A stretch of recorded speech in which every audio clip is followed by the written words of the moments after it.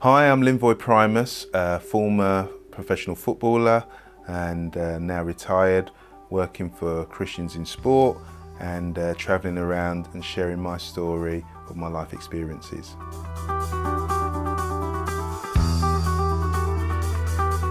I was born in East London, Stratford, and I lived there for 21 years.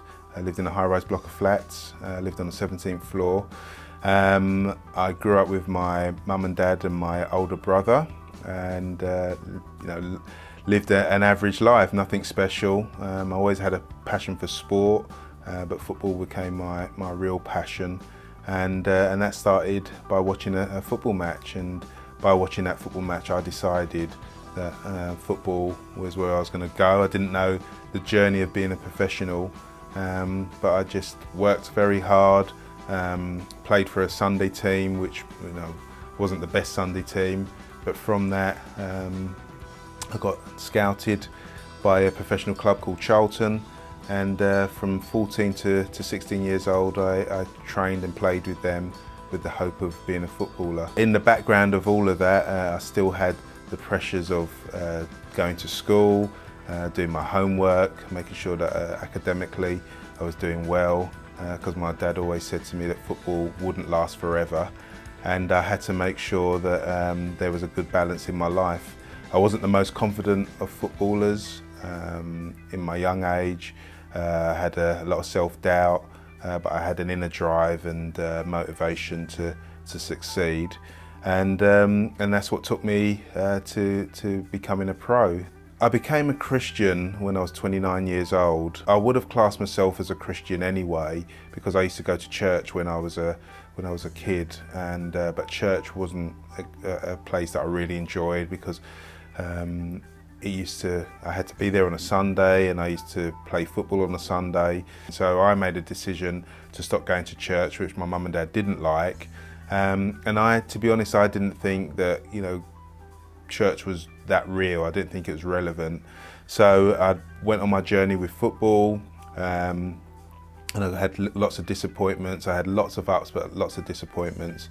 And when I got to about 28, 29 years old, I started to ask what life was about, because I'd now played football for 10 years and as a professional, and I still wasn't happy. I had all the things that said you should be happy, all the material things, and I had a lovely family, and I still wasn't happy. So I started a journey to discover what life was about, and that journey ended up taking me to church, the place that I'd run away from when I was younger.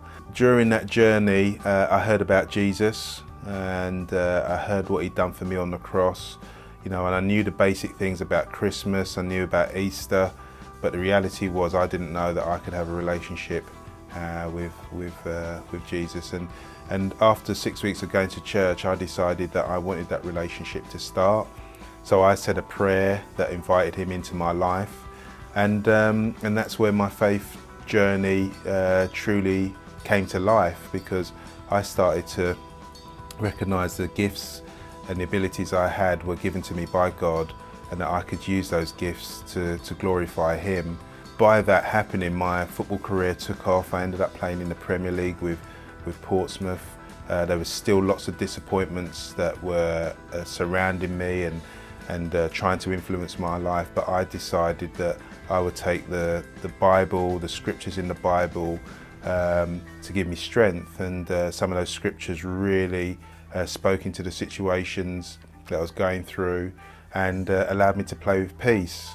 People saw that I was a changed person from the inside out. One of the things that used to motivate me when I was a young footballer was success, money, fame, and these all came about when I saw that looked like it made people happy, and I quickly found out that didn't make me happy at all.